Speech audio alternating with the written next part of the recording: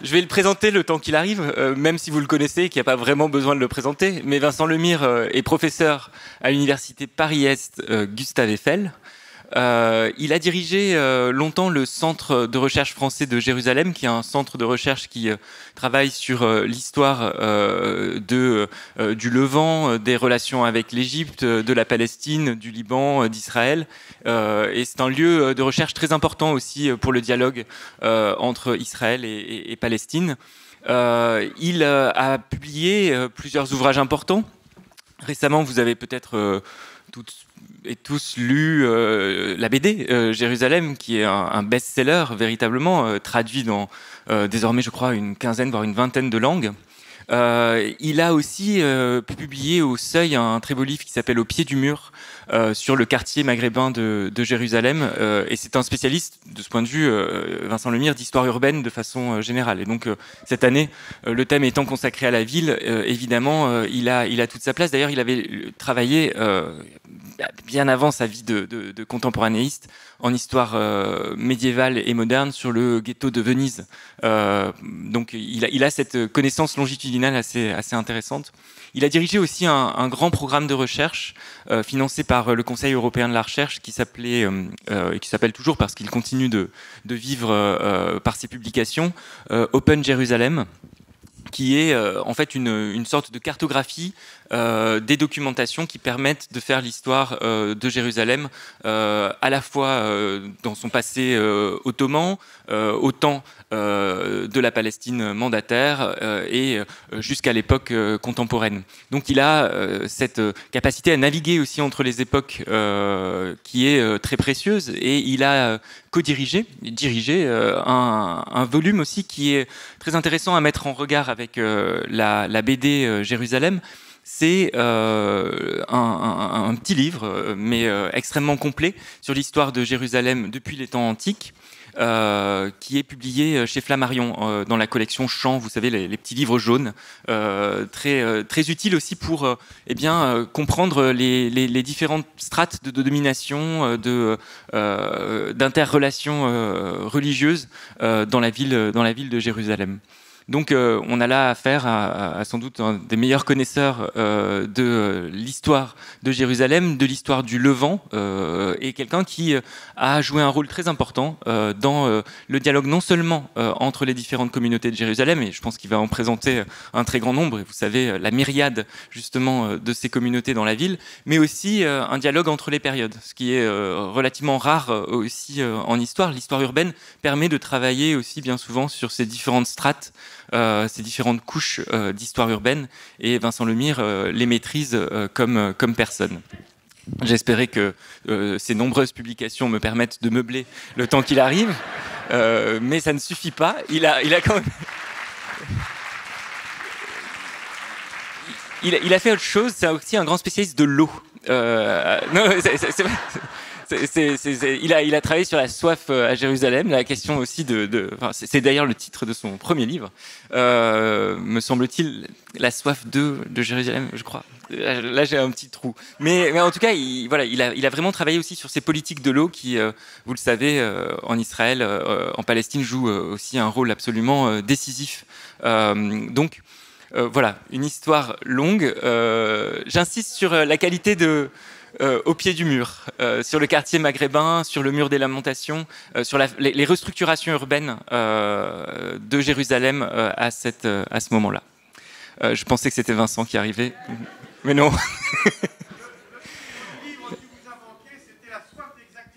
Oui, c'est sans doute ça. C'est sans doute ça. Après, il y a un décalage horaire, vous savez, avec Jérusalem, donc ça peut expliquer, mais bon, il aurait dû être là avant. Enfin, ça aurait été un peu différent. Voilà. Quoi d'autre ? J'espère que ça se passe bien pour vous à Blois. Il y a pas mal de conférences. Les gens sont généralement très ponctuels. Parce qu'on va être chassé à 11h. Ça aussi, rassurez-vous, si vous avez des choses prévues. Oui. Bonne question. Il est sans doute extrêmement sollicité, si bien que je pense je pensais que c'était à 11h. Voilà, je crois que c'est... Et voilà. Voilà Vincent.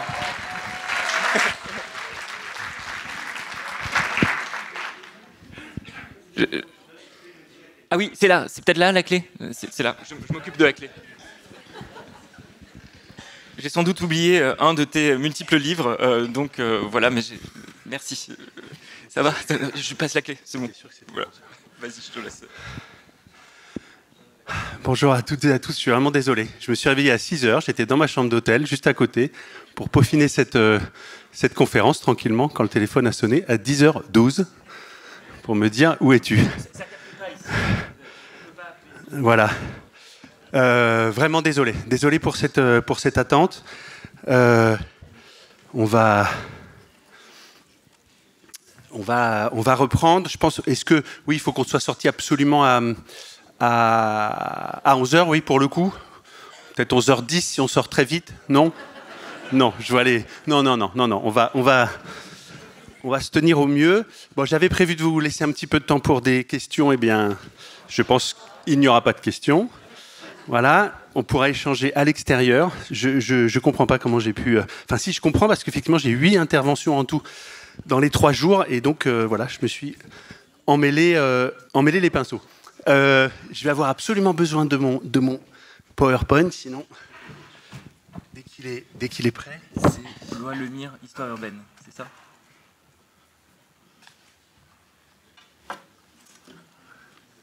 C'est celui-ci.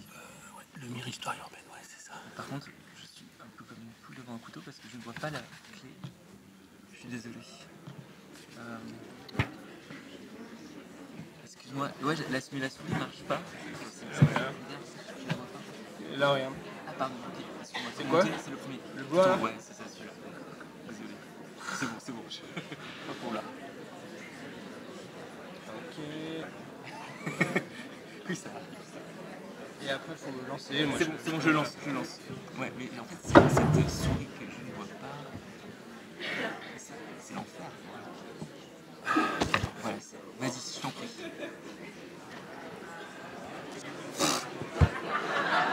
tu fais OK. Ok, oui, mais je le vois. Attends. Voilà. Voilà. Vous êtes vraiment d'une extrême bienveillance. C'est toujours ce qui est agréable à Blois. Alors en plus de tout ça, depuis quelques jours, je me dis mais qu'est-ce que je vais raconter en 1 heure, donc finalement en 35 minutes, sur les 4000 ans d'histoire de Jérusalem.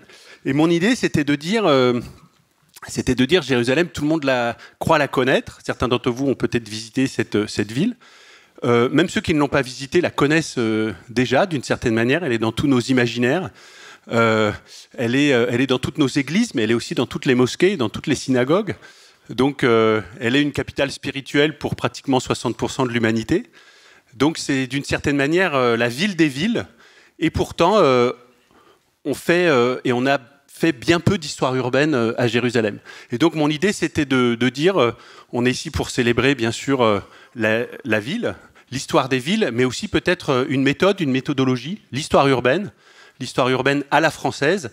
Et donc, mon idée, c'était de se dire, qu'est-ce qu'un jeune historien de 24 ans, que j'étais quand je suis arrivé à Jérusalem, a bien pu aller faire dans cette galère, et comment il a pu s'en sortir. Et ben, il s'en est sorti avec des outils un peu vintage, mais assez robustes, ceux d'une histoire urbaine à la française, qui mobilisent de la géographie, de la démographie, de la sociologie, de l'histoire administrative, enfin voilà, des choses qui ne font pas absolument rêver, mais qui permettent en fait de renouveler une histoire évidemment largement légendaire et mythologique. Alors, on va tout de suite entrer dans le vif du sujet pour rappeler que Jérusalem, c'est a priori dans nos imaginaires la ville des villes et peut-être même le nombril du monde. Je vous ai sorti cette enluminure médiévale, mais il y en aurait des dizaines et des dizaines. La carte du monde connue, et au milieu du monde, un nombril, littéralement. Et ce nombril, non seulement c'est Jérusalem, mais c'est même le tombeau du Christ, ou parfois c'est le petit trou dans lequel était plantée la croix de la crucifixion. Et le monde connu, le monde occidental, le monde chrétien, là, en l'occurrence, tourne autour de ce point géodésique et symbolique. Et puis vous avez à droite une représentation un petit peu plus récente, de la fin du XVIe siècle, que j'adore, parce qu'elle commence à être cartographique, c'est-à-dire que l'Europe est située au bon endroit, quoi, au nord-ouest de Jérusalem, l'Asie au nord-est, et puis l'Afrique au sud. Et au milieu, ce qui fait le cœur de cette fleur, hein, au milieu de ces trois pétales, vous avez la ville de Jérusalem. Et effectivement, ça nous rappelle que sur le plan simplement géographique, cette ville, cette région, en fait, cette Terre Sainte, ce Levant, c'est le point de contact entre les trois continents connus d'une grande partie de notre histoire. Et c'est sans doute là que réside une bonne partie des explications. J'aime beaucoup cette carte parce qu'on voit que il y a l'Amérique, là, en bas à gauche, ils ne savent pas bien quoi en faire. Ils l'ont mise là, dans un coin, parce que on a découvert quelque chose, on ne sait pas bien quelle taille ça a, quelle forme ça a, jusqu'où ça va, on le met là. Mais vous voyez que c'est extraordinaire. L'Amérique n'est pas encore rattachée aux imaginaires. On ne sait pas bien quoi en faire, quoi. Cette carte est absolument... Oui, je dis cette carte parce que ça commence à être une carte. Hein. C'est bien une carte et c'est plus seulement une représentation. Alors, si Jérusalem est la ville des villes et le nombril du monde, bien sûr, j'ai pas résisté à illustrer un petit peu mon propos avec quelques images de la bande dessinée Histoire de Jérusalem que j'ai publié avec mon ami et dessinateur Christophe Gauthier. C'est parce que c'est un peu une tarte à la crème de le dire, mais on dit le berceau commun des trois monothéismes. Il faut être encore plus précis. On a parlé tout à l'heure du tombeau du Christ ou du point où aurait été plantée la croix de la crucifixion. Mais bien avant cela, il y a un autre rocher, qui n'est pas le Golgotha, qui est le rocher d'Abraham ou rocher d'Ibrahim, qui se trouve aujourd'hui sur en fait ce qui est une acropole, qu'on appelle aujourd'hui l'esplanade des mosquées ou le mont du Temple. Et ce rocher, selon une tradition très très ancienne, selon des traditions très très anciennes en fait, parce que sans cesse reprises dans les traditions juives, dans les traditions chrétiennes et dans les traditions islamiques, c'est là que Abraham, notre père à tous, hein, aurait failli sacrifier son fils en signe d'une confiance absolue envers un Dieu unique. Donc c'est le point de l'alliance, c'est le point fondateur de l'alliance entre ce Dieu unique et l'humanité. Et cette alliance, bien sûr, elle va être ensuite renouvelée hein, dans le cadre du christianisme, c'est ce qu'on appelle la nouvelle alliance, et le temple va se décaler quelques centaines de mètres plus à l'ouest, ce sera le Saint-Sépulcre, et puis ensuite cette alliance va être renouvelée, restaurée, réactivée d'une certaine manière par la tradition islamique, avec la construction de ce fameux dôme du rocher qui reprend entièrement la tradition juive. Je vous remontre encore cette petite image qui raconte de façon légendaire non seulement la fondation, mais en fait la relocalisation du rocher d'Abraham Ibrahim par le calife Omar au moment de la prise de la ville en 635-638. Donc on est au tout début de l'islamisation de Jérusalem. Alors, le calife Omar n'a sans doute jamais été à Jérusalem, mais l'histoire de Jérusalem est peuplée de gens célèbres qui n'y ont jamais été, mais dont on raconte l'histoire. Alexandre, Omar, Bonaparte. Voilà, c'est comme si les grands conquérants devaient passer par Jérusalem pour y recevoir une sorte d'onction symbolique. Et même s'ils n'y ont pas été, on raconte qu'ils y ont été. Et ça fait partie évidemment de cette histoire. Alors, quand une tradition postérieure cherche à réactiver une tradition antérieure à Jérusalem, il y a toujours un vieux rabbin qui passe par là. Ça, c'est une constante. Le vieux rabbin, c'est la mémoire. Hein, c'est celui qui peut attester d'un lieu. Et quand Hélène, la mère de Constantin, cherche des lieux saints, 300 ans quand même après la mort du Christ, eh ben, il y a toujours un vieux rabbin pour lui dire « fouille par ici, prends tes pioches et hop, tu vas trouver ». Et elle trouve les trois croix, tout ce qu'il faut. Le vieux rabbin, c'est en fait le motif de la mémoire et de son attestation. Alors le calife Omar arrive et il découvre sur cette acropole une colline de détritus, parce que le christianisme a remplacer l'ancienne alliance par une nouvelle alliance. Et vous vous souvenez que le Christ avait dit de ce temple, il ne restera pas pierre sur pierre. Hein, donc c'est cette prophétie. Et Omar se scandalise du fait que le rocher d'Abraham a disparu sous une colline de détritus et demande à un rabbin yéménite, rabbin yéménite qui est sans doute d'ailleurs plus ou moins converti à l'islam, ou en tout cas en voie de conversion. Alors il s'appelle Abou Isaac, le père d'Isaac, comme Abraham en fait. Hein. Donc il est non seulement rabbin, mais en fait c'est quasiment un avatar d'Abraham. Ça mange pas de pain. Et il lui dit, Abou Isaac, où est le rocher? Il fait nuit en plus. Abou Isaac, pas de problème. Pof, fouille ici, tac, il le trouve immédiatement. Et puis Omar lui pose une deuxième question, lui dit, bon, ok, on a trouvé le rocher d'Abraham, c'est très bien. Où va-t-on construire la maison de prière, la mosquée? Et Abou Isaac, donc encore une fois, rabbin en voie de conversion à l'islam ou en train d'être converti, on est vraiment dans les temps proto-islamiques, hein, ils sont tous très très juifs, hein, lui dit, on n'a qu'à précisément construire la maison de prière, la mosquée, à cet endroit-là, comme ça, lui dit-il, la prière vers Moïse rejoindra la prière vers Mahomet. Et Omar lui dit, non, Abou Isaac, tu es en train de rejoindre le judaïsme, on doit se distinguer, on doit créer une nouvelle religion, donc un petit peu comme les chrétiens au IVe siècle. On va construire cette maison de prière au sud de l'acropole. On va prier vers le sud, donc vers la Mecque. Donc d'une certaine manière, on va tourner le dos au rocher d'Abraham. Et c'est la future mosquée Al-Aqsa, hein, celle que vous pouvez encore visiter. Elle est effectivement au sud de l'esplanade des mosquées. On prie effectivement vers le sud. Et on tourne d'une certaine manière le dos à l'ancienne alliance, même si on commémore cette ancienne alliance avec le dôme du rocher, qui est un monument absolument merveilleux. Alors toutes ces histoires-là, je pourrais vous en raconter des dizaines et des dizaines. Toutes ces histoires-là nous font comprendre pourquoi Jérusalem est la ville des villes et pourquoi on dit que c'est le berceau commun des trois monothéismes. C'est vrai que l'Inde a une démographie très dynamique, c'est vrai que la Chine est peuplée de plus d'1 milliard d'habitants, mais l'islam, le christianisme et le judaïsme, c'est encore aujourd'hui pratiquement 60% de l'humanité, hein, avec les chrétiens d'Afrique, les chrétiens d'Amérique du Sud. Donc, cette ville est la capitale spirituelle pour plus d'1 habitant sur 2 de la planète. C'est un cas absolument unique. Et ça n'aide pas à faire son histoire. On raconte souvent l'histoire de Jérusalem comme l'histoire d'un agrégat de lieux saints concurrents, et on réduit donc l'histoire de cette ville au petit théâtre de l'histoire des religions, petit ou grand théâtre. Histoire juive, le premier temple, qui aurait été fondé aux alentours de -1000, hein, par le fils de David, Salomon. Hein, n'oubliez pas que c'est Salomon, le fils de David. Hein, on a toujours, comme Salomon, on le voit toujours très âgé avec une longue barbe, et David, on le voit le petit astucieux avec sa fronde. Mais c'est pourtant David le père de Salomon. Hein. C'est un peu contre-intuitif, mais c'est comme ça.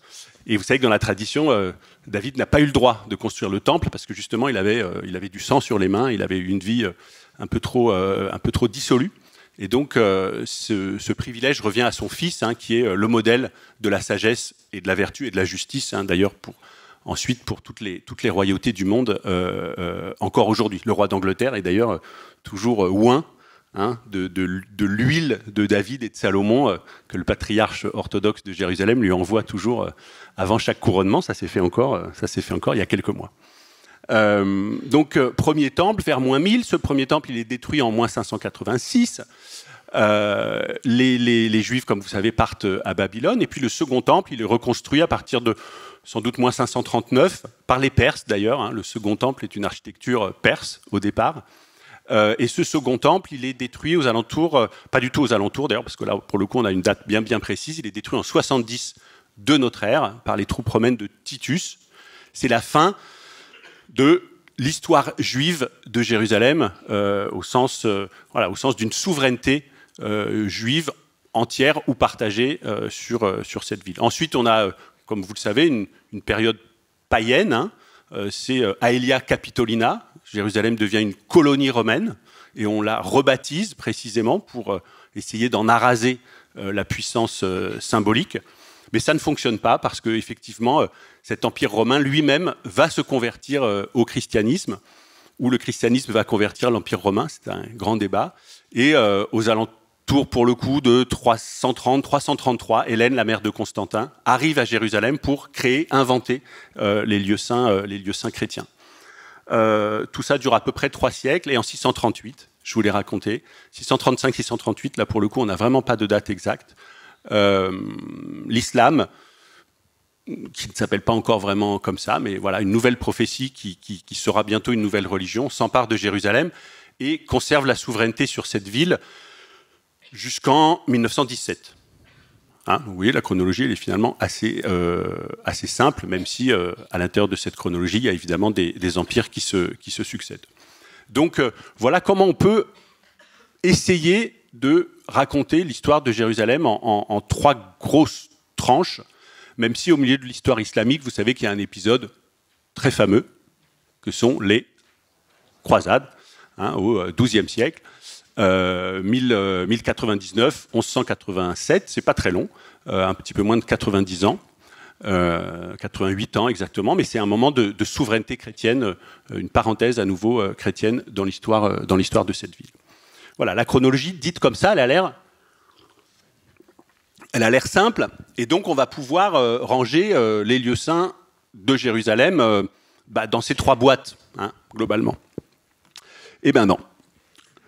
Eh ben non, ça ne fonctionne pas. La toponymie est incertaine et la topographie religieuse à Jérusalem est plastique. C'est Maurice Halbwachs qui nous l'apprend le mieux dans un texte qui reste encore un peu moins connu que d'autres textes d'Halbwachs. La topographie légendaire des évangiles en Terre Sainte.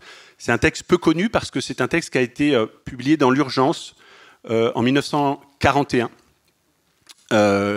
Juste avant en fait que Halbwachs soit arrêté et déporté et assassiné en déportation dans le contexte de l'extermination des Juifs d'Europe, de la Shoah. Et donc c'est un texte un petit peu mal abouti, mal fini, mais extraordinaire parce qu'il nous aide à comprendre comment les lieux saints de Jérusalem sont extrêmement entremêlés et beaucoup plus qu'on ne peut l'imaginer. Alors, ça commence, cette toponymie incertaine, elle commence avec le terme Palestine, qui est aujourd'hui très fortement connoté. Le terme Palestine, en fait, c'est un terme qui puise ses sources dans l'histoire biblique. Les Philistins, ce sont des ennemis des tribus d'Israël. Voilà, mais bon, il y en a plein d'autres, hein, des ennemis. Et en fait, ce sont les Romains qui après 135, vont donner à cette province romaine le nom de Palestine, précisément pour déjudaïser le plus possible cette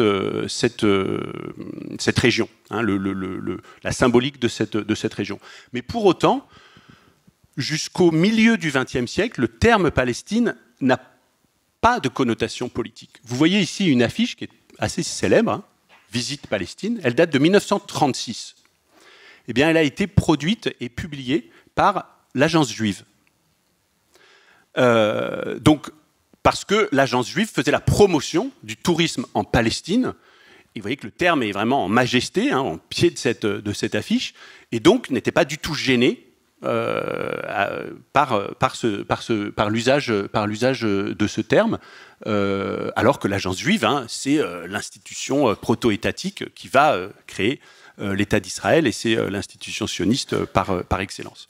Un deuxième exemple, ça pourrait être le parvis qui se trouve devant le mur occidental, Kotel HaMaaravi, ou que les chrétiens appellent parfois le mur des lamentations.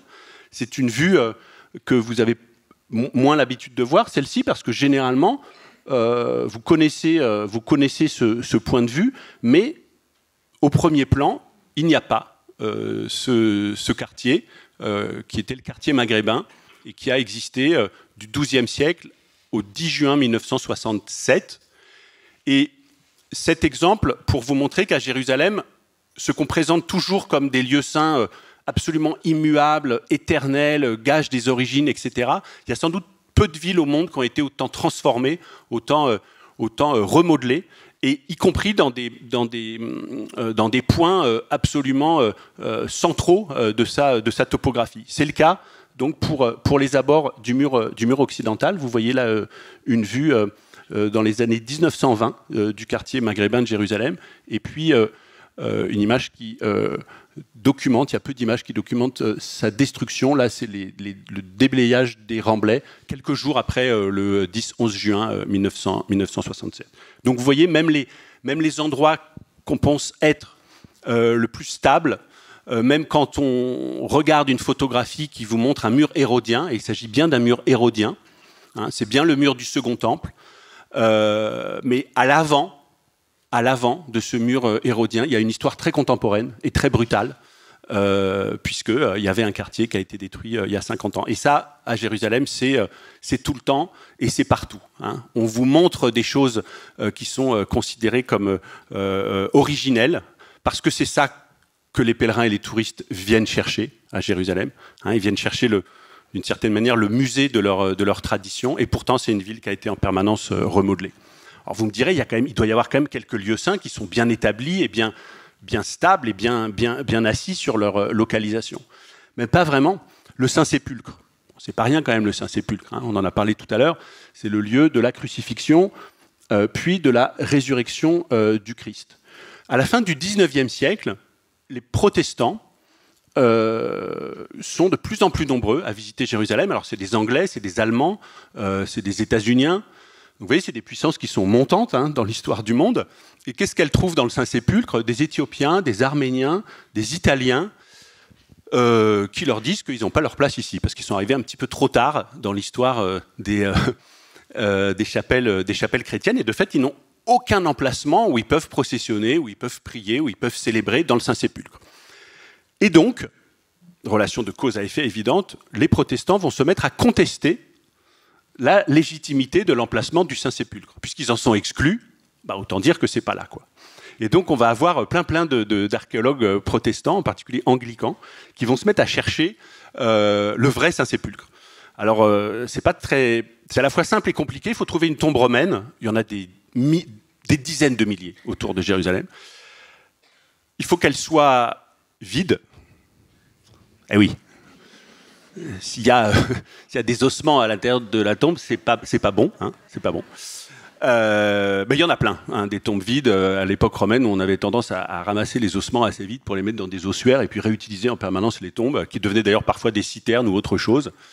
Et donc, des tombes d'époque romaine vides, il y en a encore plein. Donc d'une certaine manière, il y en a trop.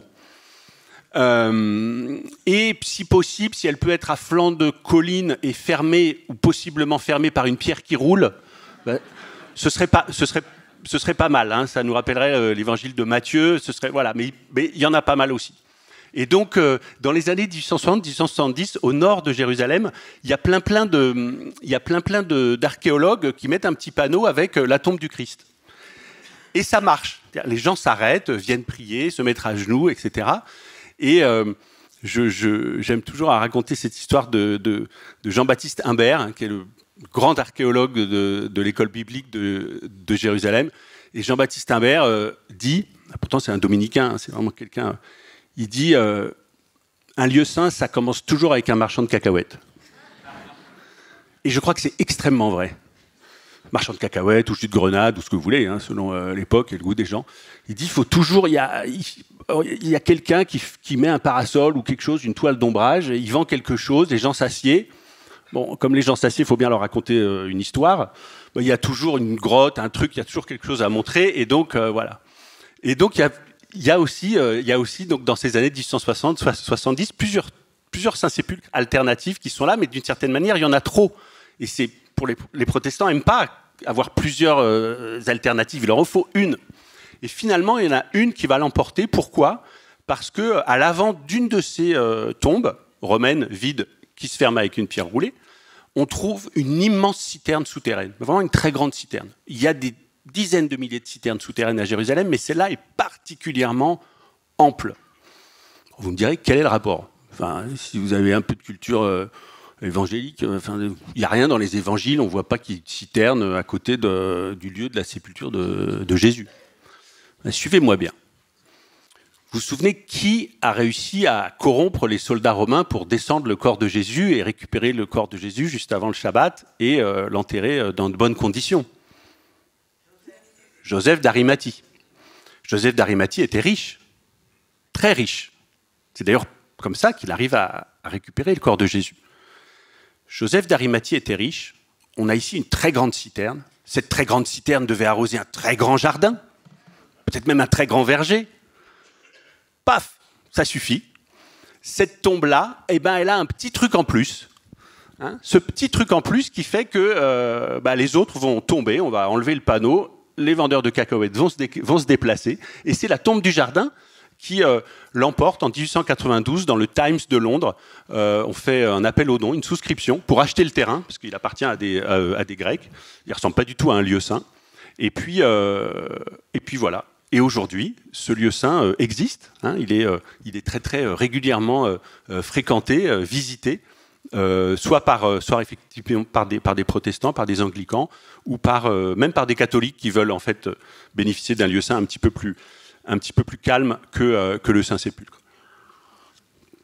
Donc vous voyez, dans l'histoire de Jérusalem, même ce qu'on peut considérer comme des points fixes, des points stables, des points certains, sont en fait extrêmement plastiques, parfois très très récents, et pas seulement sur des points de détail. Je vois l'heure qui tourne. Voilà, là vous avez deux exemples de tombes. Vous voyez qu'elles étaient très très proches. La tombe de Gordon et la tombe de Conder, c'était deux de ces archéologues anglais qui se sont engueulés par courrier, lettres ouvertes, etc. Elles sont à 150 mètres l'une de l'autre. Hein, voilà. Donc on imagine la concurrence des marchands de cacahuètes et de jus de grenade. Mais cette histoire-là, elle pourrait être dupliquée à l'infini. Je ne résiste pas à la tentation de vous montrer cette photo à droite, qui est une photo que j'ai prise moi-même, juste à côté de la gare routière de Jérusalem. C'est à 25 mètres de la tombe du jardin. Est-ce que vous voyez une forme ? Vous voyez un crâne un petit peu. Bon, alors je peux vous dire, il faut le photographier à la bonne heure, hein, parce que l'ombre tourne, donc il y a certaines heures, on ne voit rien du tout. Pierre Loti, en 1895, avait lui aussi vu un crâne, et vous savez que Golgotha veut dire le crâne en araméen. Hein. Le mont Golgotha, c'est le mont du crâne. C'est pour ça que d'ailleurs, sur les peintures à l'époque moderne, il y a toujours un crâne sous la croix. Mais l'interprétation à l'époque moderne, c'est le crâne d'Adam. Hein. Donc c'est le mont du crâne parce que le crâne d'Adam se trouve là. Bon, ce qui est pas mal, évidemment, ce qui permet de faire aussi du Christ un nouveau premier homme. Quoi. Bon. Mais on fait feu de tout bois, en fait, hein, quand on veut créer un lieu saint. Et donc, les protestants disent, mais si ça se trouve, le Golgotha, c'était une petite falaise qui ressemblait à un crâne. Alors, je ne sais pas si certains d'entre vous connaissent les falaises du pays de Caux, qui sont pourtant dans un calcaire bien plus dur et qui tombent pourtant assez régulièrement. Je peux vous dire un calcaire bien plus dur que le calcaire karstique de Jérusalem. Je sais pas, là, vous pouvez voir que ce n'est pas extrêmement solide. Hein. Qui peut imaginer qu'il y a 2000 ans, ce petit bout de falaise ressemblait à ça? Et d'ailleurs, si vous y retournez aujourd'hui, eh bien, il ne ressemble plus à ça. À la suite d'un orage, c'est tombé. Donc voilà, ça aura duré à peu près un siècle. Hein.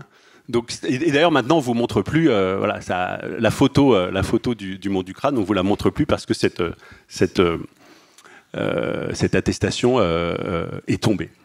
Il y a d'autres lieux saints à Jérusalem qui sont marqués par une hybridité tout à fait surprenante. Si vous montez au sommet du mont des Oliviers, vous allez être attiré par un panneau, c'est écrit « Chapelle de l'Ascension ». Alors les cars de pèlerins chrétiens s'arrêtent et viennent prier à l'intérieur de ce tout petit oratoire où on vous montre un rocher, et sur ce rocher, une empreinte de pied, qui est très huileuse, hein, parce que les mains, des milliers de mains sont passées là pour prier, et ce serait l'empreinte du pied de Jésus, hein, comme s'il prenait son élan avant de monter au ciel. Alors, c'est écrit « Chapelle de l'Ascension », parce que ça rassure le pèlerin, mais en fait, c'est une mosquée. Elle est gérée par des musulmans. Nous sommes dans la cour d'une mosquée. Mais cette mosquée, c'est la mosquée de l'ascension du prophète Issa, Jésus en arabe. Hein, vous savez que Issa est le 3e prophète de l'islam. Hein, c'est un des plus importants. Donc, c'est bien une mosquée, mais elle commémore bien la mémoire de l'ascension du prophète Issa. Mais bon, pour que les bus s'arrêtent un petit peu plus,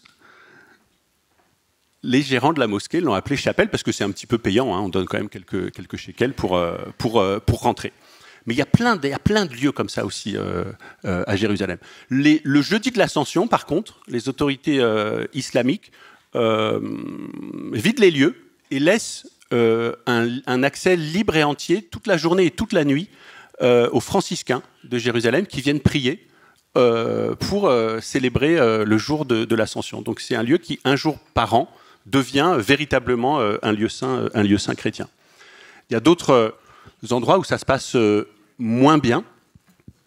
La tombe de David sur le mont Sion, c'est une colline au sud de Jérusalem. La tombe de David, elle est inventée par les croisés au tout début du XIIe siècle. Hein, enfin, jusqu'au XIIe siècle, il n'y a aucune attestation d'une tombe de David nulle part. À l'époque byzantine, il y a plein de lieux saints qui se créent, mais il n'y a pas de tombe de David. Au XIIe siècle, donc, c'est un lieu saint chrétien. Au XVIe siècle, le lieu est islamisé et les franciscains sont déplacés dans le couvent du Saint-Sauveur, où ils sont toujours. Et donc, ça s'appelle désormais le Nabi Daoud.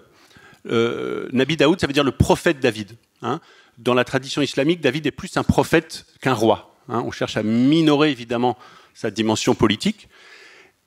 Donc c'est d'abord un lieu saint chrétien, à la mémoire du roi David, puis un lieu saint musulman, à la mémoire du prophète David. Puis en 1948, c'est la première guerre israélo-arabe, les Israéliens perdent le contrôle de la vieille ville de Jérusalem, mais ils arrivent à conserver le contrôle de la colline de Sion, et notamment du tombeau de David. Donc vous imaginez, ils ont perdu le contrôle notamment du mur occidental, du mur des Lamentations, auquel ils ne vont plus pouvoir accéder. Donc ils vont en expulser les musulmans et créer un lieu saint juif, hein, la tombe de David, le Kever David Ameller. Mais cette tombe de David, elle est toujours décorée à l'islamique. Hein. Et jusqu'en 2012, vous aviez sur les murs de la tombe de David de splendides céramiques, faites par des céramistes arméniens d'ailleurs, du XVIIe siècle, qui témoignaient de cette histoire islamique du lieu. Et au mois de décembre 2012, un jeune juif ultra-orthodoxe, qui a été présenté comme un petit peu dérangé, mais qui n'était peut-être pas plus que ça, en fait a passé la nuit à marteler toutes ces céramiques et les a fait tomber. Il a été arrêté par la police et il a dit quelque chose qui me semble très fort. Il a dit « Je ne pouvais pas prier le roi David puisque ces céramiques m'empêchaient d'accéder directement à la pierre biblique, à la pierre nue. » Bon, alors c'est une maçonnerie du XIIe siècle, hein, mais dans l'imaginaire de Jérusalem, et ça vaut pour le coup également pour les chrétiens, on ne prie vraiment bien que devant une pierre nue. Parce que si la pierre n'est pas nue, alors ce n'est pas la pierre des origines. Ce qui recouvre la pierre, ça témoigne précisément de l'histoire urbaine et non pas de la mémoire mythologique du lieu. Ça, c'est une photographie qu'une amie très proche a pu faire. Vous voyez ces céramiques qui sont au sol, là, hein, de ce beau vert, bleu-vert. Voilà. Je passe parce que nous n'allons pas avoir le temps de tout raconter. Une des difficultés aussi pour faire de l'histoire à Jérusalem, c'est qu'il s'agit d'historiciser une ville qui est à la fois le berceau commun des trois monothéismes, donc d'une certaine manière à la genèse de nos traditions, et qui, en même temps, sera le lieu du jugement dernier, le lieu de l'Apocalypse. Hein, dans toutes les traditions, et ça commence avec le livre d'Isaïe, hein, le jugement dernier, le jour dernier, se situera au sommet du mont des Oliviers. Hein, et c'est une tradition qui ensuite est sans arrêt reprise. Je passe parce que voilà. J'insiste sur un point, c'est que pour faire l'histoire de Jérusalem, il faut commencer par faire de la géographie. Il faut commencer par rappeler son site et sa situation. Jérusalem est située au sommet d'une dorsale, au sommet d'une chaîne de montagnes, comme d'ailleurs toutes les grandes villes religieuses de la région. C'est sans doute pas un hasard. Hébron, Bethléem, Jérusalem, Naplouse ou Sichem, plus au nord, j'ai calé Ramallah également. Hein, toutes ces villes sont situées au sommet de la dorsale palestinienne. Donc, effectivement, elles sont d'une certaine manière au contact peut-être du ciel et de la terre. Ça a été une des interprétations qui a été faite. Moi, j'en ai une autre. C'est que cette ligne de crête, elle sépare la plaine littorale du territoire israélo-palestinien actuel, à l'ouest, plaine littorale, plaine fertile, avec les ports de Jaffa, de Haïfa, avec ensuite la Méditerranée de Guillaume Calafa et l'Europe. C'est le lieu d'où arrivent les pèlerins, les marchands, les denrées. Et puis, immédiatement à l'est, c'est le désert. C'est le désert, c'est le couloir jordanien, c'est la mer Morte. Et ensuite, c'est le désert qui vous amène jusqu'à la Mésopotamie. Hein, ensuite, plus rien ne pousse jusqu'en Mésopotamie. Et le désert, c'est par là qu'arrivent les prophètes. Toujours. Abraham est arrivé par là.